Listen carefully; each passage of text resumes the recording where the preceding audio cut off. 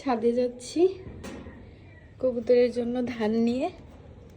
এই যে ধান, এখন হচ্ছে সূর্য উঠে গেছে, আজকে একটু লেট হয়ে গেছে কবুতরগুলা ছাড়তে।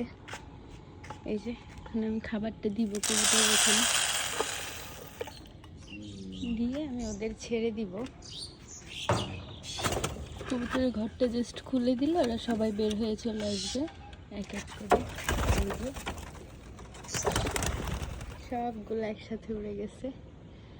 আসলে ওদের জীবনটা অনেক সহজ।